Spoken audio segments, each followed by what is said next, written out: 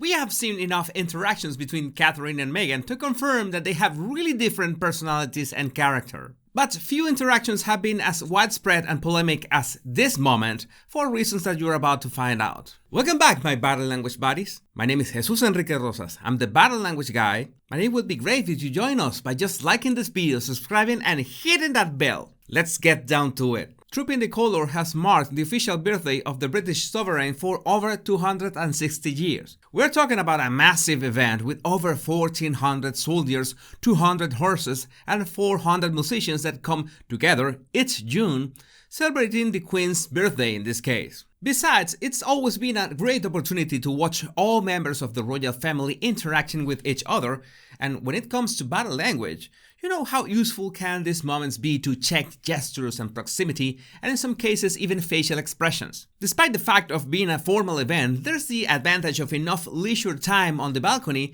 as the really long parade progresses, so that gives even more opportunity to spot those interactions. And I understand that sometimes you can't really see their faces as they are so far away, but as I've mentioned in other analyses, you should always work with the tools you have. And if the only thing that you can see is the general shape of their bodies, then that's fine. You can still spot relevant interactions, and if you're lucky, reactions. And this time we are talking about reaction and how important is that split second after something has just happened. Someone asks a question, or someone arrives, or something unexpected happens. In fact, a general rule of thumb is that the more unexpected the event, then the more spontaneous and authentic the reaction and the expression will be. That's why I tell you why it's so important that if you can foresee something that is about to happen, that's the moment you should pay attention to people's faces so you can check their reaction. And in Trooping the Colour 2018, something odd, totally unexpected, and almost tragic happened. This is Field Marshal Lord Guthrie. He's a retired senior officer of the British Army who served as Chief of the General Staff and Chief of the Defence Staff. On that event, he was riding a horse when out of the blue, he somehow fainted and fell. Falling from a horse is dangerous enough, but you can imagine what such an accident can do to a man that was almost 80 years old at the time. The good thing is that even if he must have been almost unconscious by that moment, he managed to fall on his shoulder and not on his head. Policemen rushed, made a tight wall around him to assess the situation, and paramedics arrived soon after.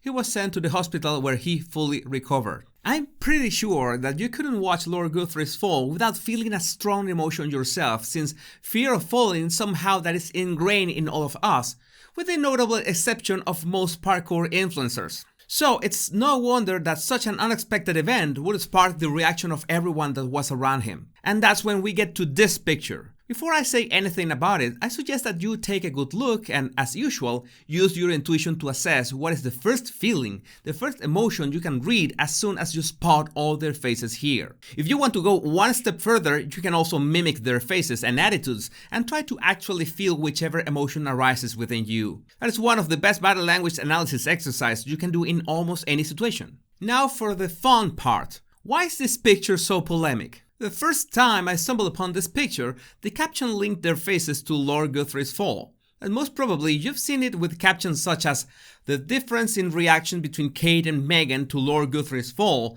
is the perfect example of how compassionate is Kate and how evil is Meghan." Not to mention Harry's face, which I must say fits perfectly with that description, like he's also laughing at the accident. But here's the thing. The two events, Lord Guthrie falling from his horse and the gestures in this picture, happened in different moments. In reality, Lord Guthrie fell so far away from the balcony that it would have been really hard for anyone there to spot what happened, unless they had been purposely expecting it. And nobody can foresee the future unless you're Nicolas Cage in Next. Now, you might be asking, then what were they watching to have this reaction? And to answer that question, it's much better if we watch the original video that shows what really happened at that moment. You can see that all the royals are up there, they are hanging out, interacting as the parade is progressing, and then you spot it. The exact moment that corresponds with our polemic picture. Catherine raising her fist to her mouth, Meghan leaning into Harry smiling, and Harry showing his teeth. Maybe it's a slightly different angle between the picture and the video, but you can realize that it's the same instant. So the answer to what happened at that moment is nothing. Catherine was just coughing and Meghan, well, maybe she was gossiping with Harry or something. And there are other signals that confirm they were not reacting to Lord Guthrie's fall. Kate raises her hand to her mouth, coughs, and immediately lowers it.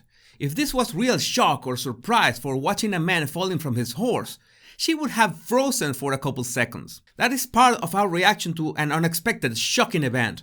Our brain will always need a couple seconds to assess the situation, what is really going on, what can we do, and how should we react. At the same time, with so many people on the balcony at that moment, it's really strange that no one else had any similar visible reaction, even the ones that were actively looking at the parade. As I mentioned earlier, the site where Lord Guthrie fell is quite far from the balcony, so it would have been really hard to spot unless you were looking at it directly and expecting something to happen. So this photograph that allegedly pictured the difference between a compassionate Catherine and an evil Meghan, that narrative was absolutely made up. Because in this case in particular, they were not reacting to anything specific. It was just a snapshot that someone deceivingly related to Lord Guthrie's fall with the caption, and then everyone just went with it without checking. Now, does it mean that I've just made a video to defend Meghan?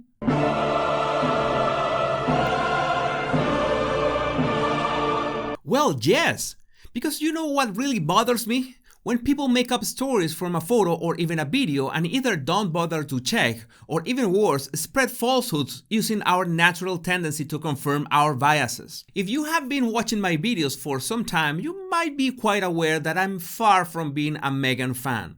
In fact, precisely at that event, there are other instances that are classic Markle moments, such as Prince Charles talking to the fastest vanishing smile in the West. But defending her in this instance serves a great purpose, to illustrate a very important lesson to grasp, that we can be fooled by people who tap into our own biases. That is a manipulation tactic and in fact, commonly used by narcissists. And that's why it's so important to assess our own thinking and feelings towards people. I understand that if you have bad experiences with someone over and over again, well, the obvious choice would be to spend as little time with that person as possible, and if you can, cut them off your life. But sometimes our perception and biases can fool us into making decisions that can be actually harmful for ourselves, just because we didn't stop to assess the situation better, or as I say, going to the source. Like in this case. Let's be honest, it's highly unlikely that someone that has been bullying you for some time will pull a Severus Snape at the last minute. But it will be really good for your mental health if you use these tools to decipher and sometimes even predict